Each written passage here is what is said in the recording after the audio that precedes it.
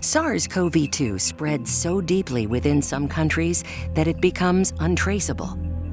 This forces governments all over the world to lock their people down in one way or other in order to stop the virus from jumping from human to human.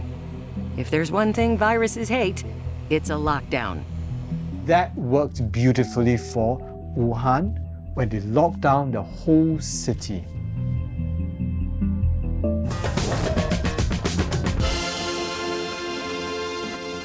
No one could get out. They knew that persons transmit to persons, and if you kept them separate, you can't transmit.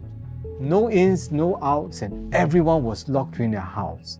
And that is Infection Control 101. 武汉出现这种情况是个不得不的问题。如果我们不封城，恰恰又是中国的春节，又是春运高峰的时候，人们的话呢想去借着这个节假日出去旅游了。如果这个时候我们不加控制的话，这个疫情当时的快速的蔓延和扩散就不仅仅只是武汉地区的事情，那可能是北京、上海、广州这些大城市受的影响会更大。对于武汉人民来讲是痛苦的，对中国人来讲是痛苦的。But in more democratic countries where lockdowns are seen as draconian infringements of personal liberty, they've become almost impossible to enforce. And so, the new COVID circle of life is born. Lockdown, relax, reinfection, lockdown, repeat. The result? A tremendous burden on people's mental health. We know that the consumption of alcohol's gone up dramatically during lockdown. People who are suicidal, self-harming, we know the rates of that have gone up. We know, people's finances being absolutely ripped apart. Education systems across the world have changed. So, I think you've not just got individuals living with uncertainty, you then go out and out to the bigger ecosystem. Everything's uncertain.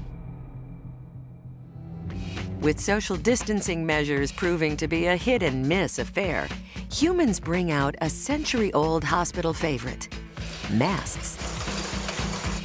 Masks, we all know that masks actually help prevent infection. It makes perfect logical sense. Mask effectively blocks the transmission of all the droplets that comes out of my mouth or nose and prevents it spreading elsewhere. The mask will hold it back in place. The better the mask is, the better it is apportioned to the face, then the more effective it will be. But the message about the effectiveness of wearing masks gets hotly debated, despite our parents telling us for decades to cover our mouths when we cough. We were blindsided that we didn't use masks at the very beginning. We didn't have solid evidence that masks makes a difference.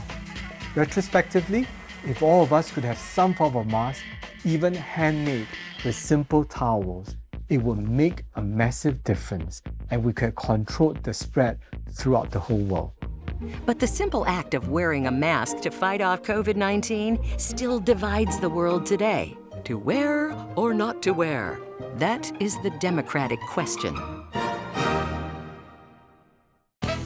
SARS-CoV-2 loves to travel. Its bucket list? The planet. But that doesn't mean it's welcome. And certainly not by the East, whose memories of SARS-1 and MERS are still very fresh. In this case, many Asian governments adopted the recommendations from the medical experts, from pure science. They took on masks, they took on social distancing, and with that, we saw them come out of COVID-19, out of that pandemic at a much earlier stage. There is a phrase in Mandarin. In Chinese, it goes by 牺牲小我,完成大我, to sacrifice the small of me to accomplish the bigger in me, in this case, the country. With this understanding, every citizen is expected to put in that extra role, to wear the mask as and when we need to, because it's the right thing to do. But SARS-CoV-2 still initiates a huge outbreak in workers' dormitories in Singapore, a reminder to the East not to get complacent. And then it starts making plans for the West.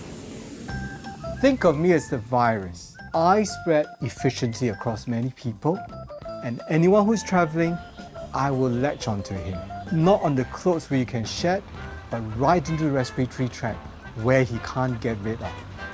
I will travel with him feeling well, confident. I'll travel in economy, I'll travel in business, I can travel in real class, first class suites.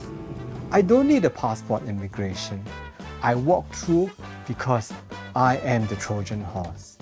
I can pass through all forms of security, including Secret Service. And I have records to prove it. I've hit the head of states, I hit United Kingdom Prime Minister, I've hit the President of the United States of America. I am impervious to nothing.